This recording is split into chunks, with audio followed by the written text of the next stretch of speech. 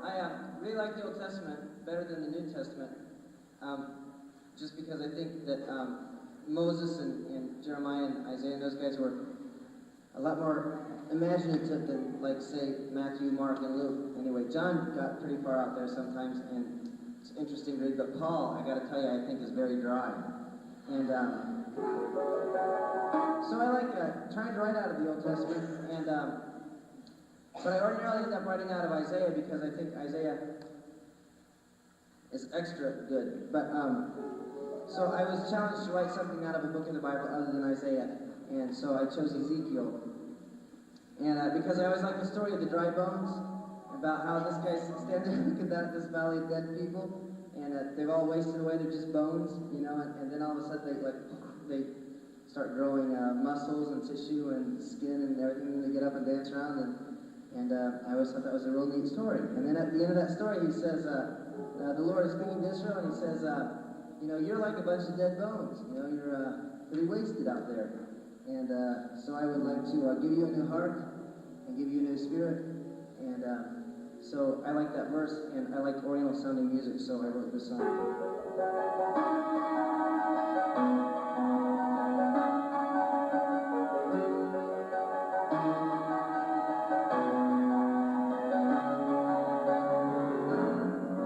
Let there be no doubt, I'm the God of all creation, God of power, and the God of love. And I've called you out of the many nations. Be my people, and let me be your God. I'll give you in your heart, give you in your heart, give you in your heart and in your spirit. I will give you in your heart, give you in your heart, give you in your heart and in your spirit. Your heart is stone, I will renew. I put a heart of flesh inside of you, one I can't touch, one I can't move, the one that beats and turns into truth. Oh,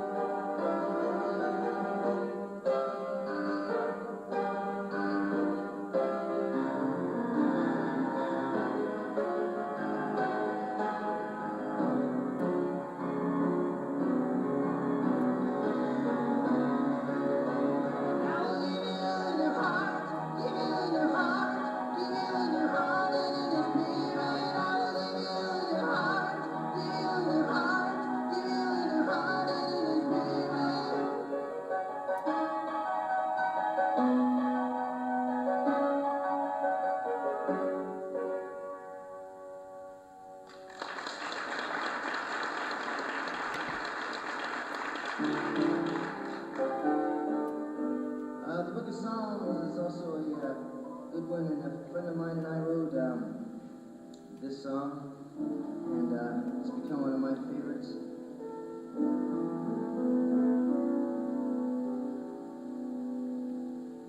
Lord, I know you're here, like a shepherd leading me out of my fears and into your peace, where the pastures are lush and the waters cool and still. But when I'm living in your love, oh, I know you're here with me. And when I walk through the valleys where the shadows hang like that, Lord, I will trust you with me. And my soul know you'll rest till my cup is overflowing with the joy that comes from knowing you are here. You're always here.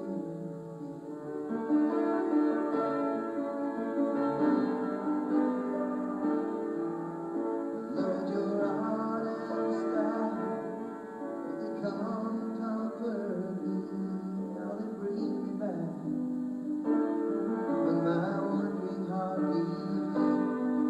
You prepared your feast, goodness and grace, and you restored my soul.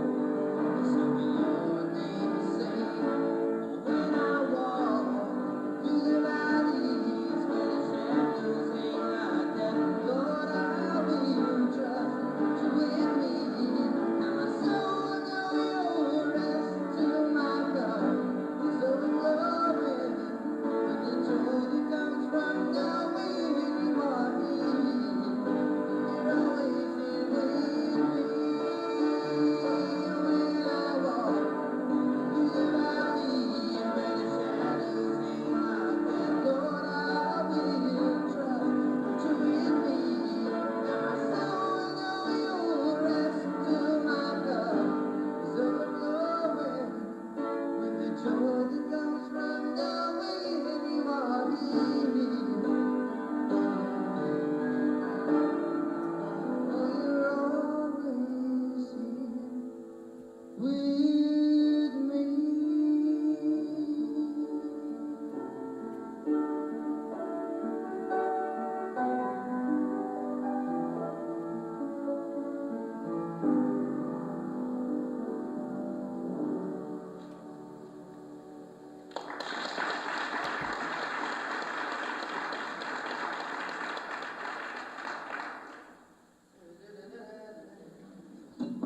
Oh, hey, I could be just like Freddie Mercury.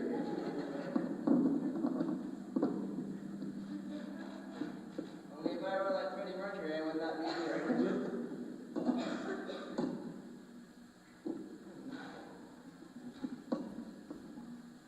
Okay, I'm about to do a magic trick. Transform myself right before your very eyes into almost a guitar player. And I only do this because I realize how boring it can be to listen to somebody play piano over and over and over. So I know that this is embarrassing for me, but that's okay. I get paid for whether I do good or whether I embarrass myself. So, can y'all hear that?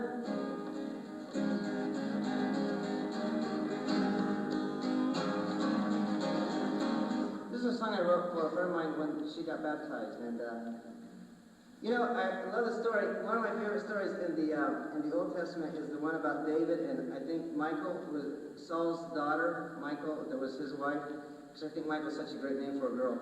But anyway, this particular Michal was not so great, because David was all excited. They were bringing the Ark of the Covenant back into Jerusalem, and he was dancing around, prancing around, and everything, and got real carried away. And Michal was real embarrassed about the whole thing. Well, when you look back on the story, you know, looking at it, you know, objectively, it seems as if Michal was probably righter than David was, because Michal was all for, you know, properness and you know, maintaining your cool in the midst of all this hysteria.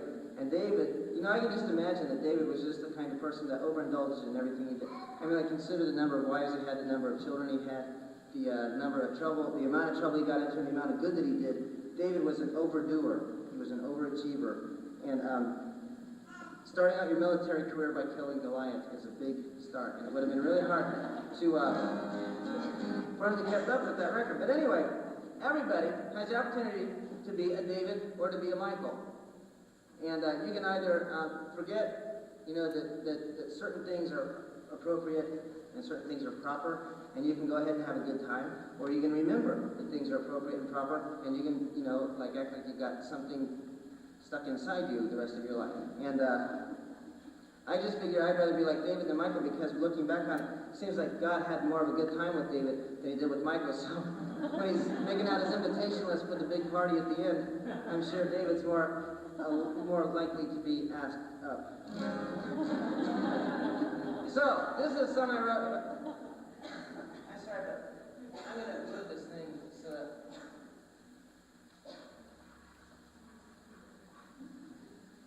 That's things that speakers get to do that I never get to do. They get to move their podium around. So, excuse me.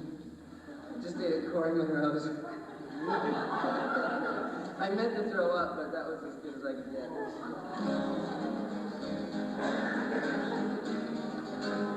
Anyway, since most of you are girls, I'll tell you another interesting note about this friend of mine's baptism. And none of us thought anything about it, but the friend of hers that led her to Christ was a woman.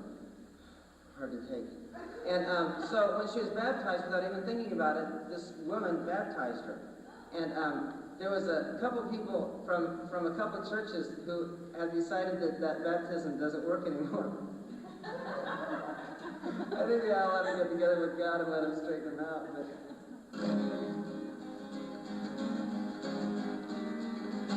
just goes to show you don't have to be a leader in the church to do something good and something worthwhile. So anyway, I know that you're fascinated with my little anecdotes and stories, but I will play you a song now.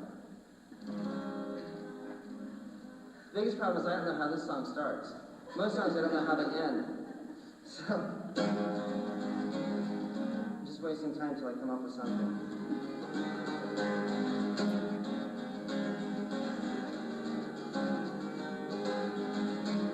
There's a fire burning deep inside your soul, and a flame that dances around you, all around you. There's a celebration, you're free now from the hold of the sin that you were bound to.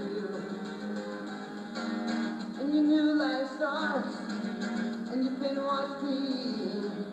And from deep in your heart comes a song that your soul has learned to sing.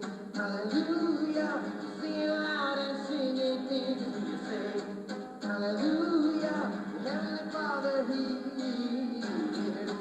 Hallelujah, sing it with your hands held up as you say. Hallelujah, you know you said enough.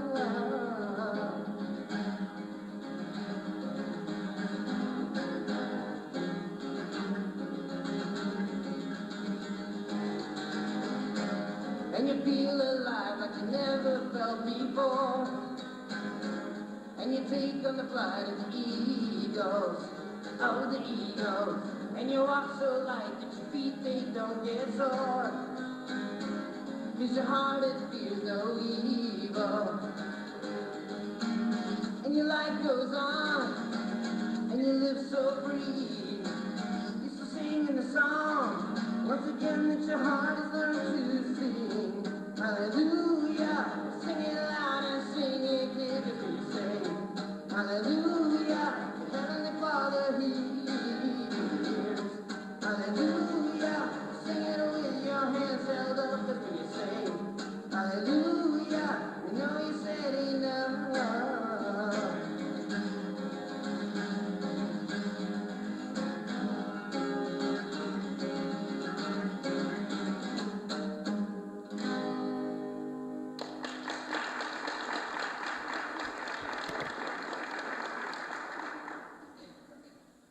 Talk about long-running relationships as if they're a terrific blessing, and I'm sure that they must be, but they're also frequently a terrific pain. in the heart.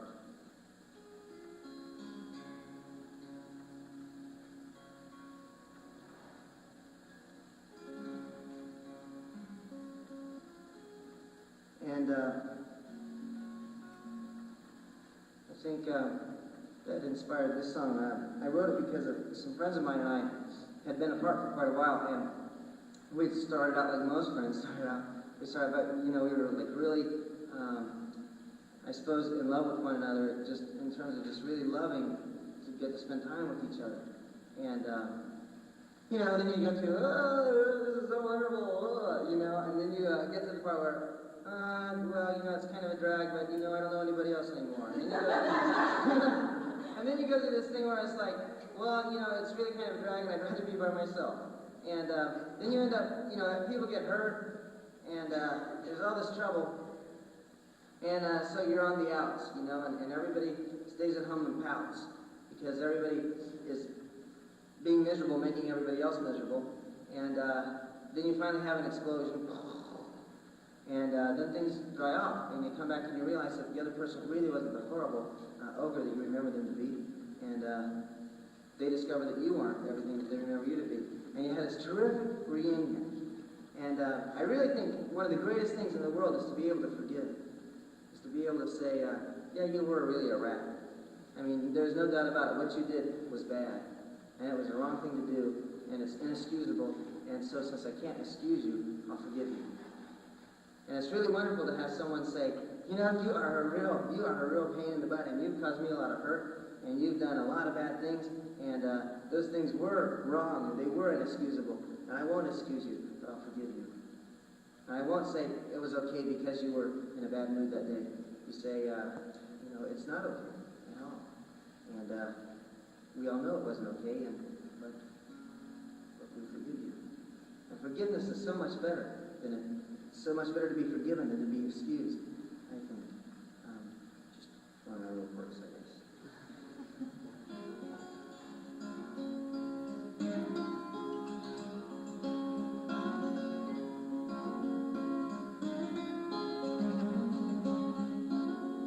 Hello, friend.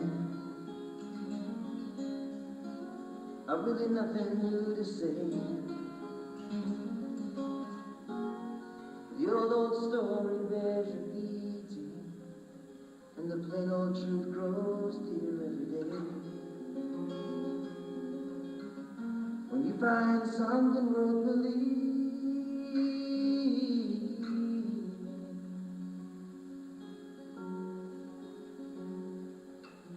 that's a joy that nothing can take away.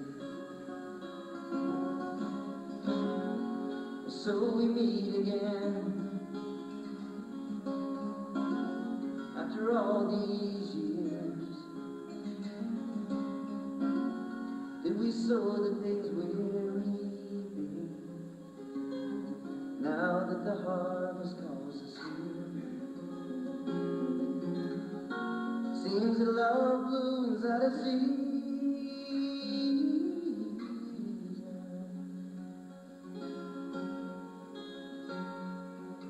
And much joy can blossom from many tears. So, old friend, it's good to forget what you had to forgive, and let love be strong within the feelings that rage and run beneath the bridge. Knowing morning follows evening,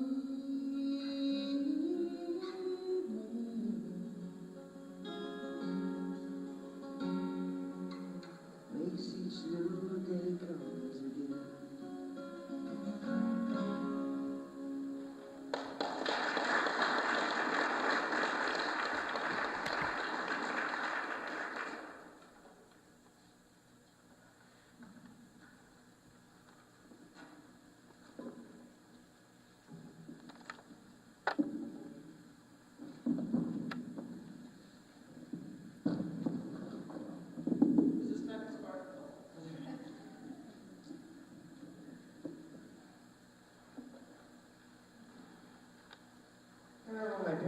sabotage our pianos at home. They would stuff quilts and stuff inside them. I just like to play loudly. Sorry, what can I say?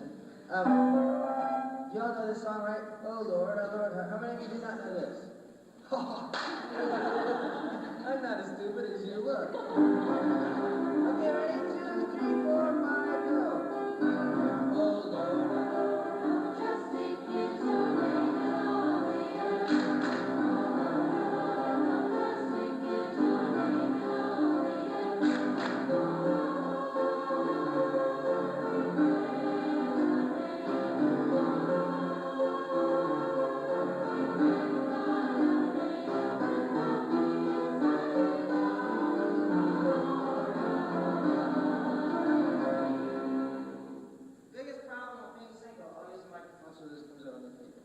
the biggest problem with being single is most single people are not in love.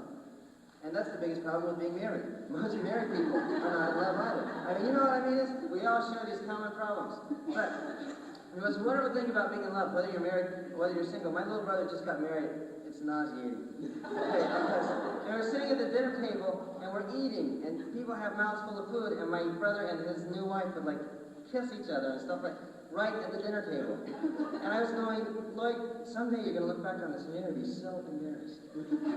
But at this point, his wife, because she's a new wife, is so ravishing to him, he can't think of anything but kissing her. Well, they're having a kid, so I guess he came up with something else. But at the dinner table, I guess the closest they could get and still stay at the dinner table was kissing. And that is the greatest thing about being in love, is you live your life with an awareness of something that is greater than you are, than your dignity, than your honor. And suddenly, it doesn't matter that it's embarrassing to do this. I mean, like airports. Nobody sits around an airport and worries about making a total fool of themselves. And I have seen people do some really embarrassing things, and they don't even notice it. I saw one very large woman run over to hug her husband or friend or whatever, and she ripped those little things that they hang, ripped them right out of the walls. Ran into her husband, ran over her husband. I mean, it was unbelievable. And this woman didn't even know, because she was so in love with her husband. And thank God her husband was so in love with her too. He was just so buried in her that if he was embarrassed, nobody would have known. It's great to be in love. You know what I mean is? And the greatest thing about being in love is you become aware of something that is greater than being cool. And you know what really makes me, the thing that I hate the most about high school kids is they're all cool. And I hope most of you people are above high school. And I hope most of you are over that, you know? I mean, over this thing of, oh gee, I gotta be cool, I gotta impress people. And because the whole thing is, no one's impressed with you anyway. I figured that out a long time. No one was impressed with me anyway.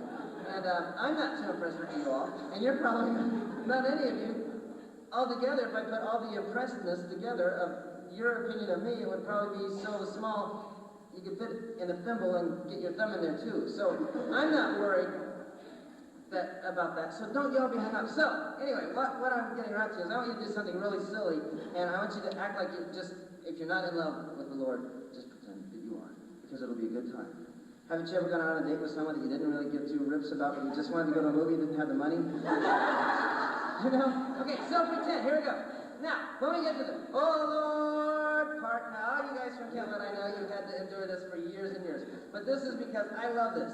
When you get to "Oh Lord," have you ever got to a ball game and it's like the last 3 seconds of the score is like the one team is 1 point ahead of the other team, and you know if they make this shot that you're gonna win, and the guy is running down the floor and there's 2 seconds to go, and everybody's like oh, screaming, and he goes up and misses the shot, and everyone's so disappointed, and then you find out there's a foul, and he gets the opportunity to do this foul shot thing, and so everybody's just like poised, they are ready to blow, and a ball goes through a hoop, something very simple like that. And everybody's jumping out of the pews and Anyway, I was thinking that what we need to do is take the ministers of the world and stuff them through the basket. And then the world will get excited about things on Sunday morning. No. What I want you to do is I want you to be poised. I want you to be ready. I want you in your heart to live with that kind of anticipation. the Lord could show up any minute. And that is something that I'm just beginning to realize. I don't have to wait a million years. The Lord can come back. Sometimes I hope He don't. Because there are some things I'd like to do before He gets back here, in order that when He comes back, I'm going to be kind of favorable with Him. But anyway, so I want you to just close your eyes for a minute. And I want you just to think about who Christ is. And I want you to think about the love of a God who created the world, that He loved it so much that He let it go away from Him, because that was the will of this world that He had made. And having gone away from Him, having turned back to Him and said, Lord, we need your help, the Lord came down to the world. And having come down to the world, He was not recognized by the world that He made, by the world that He came down to. I want you to think about the Lord who did all these things. The Lord who was crucified, and the Lord who, 3 days after He was crucified, probably came out laughing. Because death is such a small thing compared to the power of God. And I want you to think about that the same Lord who did these things has saved you. He has not excused you because you're inexcusable. You're a filthy wretch, just like me and everybody else in the world. But He's forgiven you. And whereas you could never be justified by your trying to be, the Lord said, I know you're a mess, but I forgive you anyway. That's who we're here. That's why we're here. We're not here because we're single. We're not here because we're from Michigan. We're here because we belong to Him. And He loves us. And He calls us out of the world. And He makes us holy. Now that is the God I want you to worship. That is the Lord that I want you to be ready for. And this is what we're going to do. You can look now, because if you don't look, you won't know what we're going to do. When we get to the "Oh Lord" part, what I want you to do is I want you to spring out of your seats, just like the preacher went.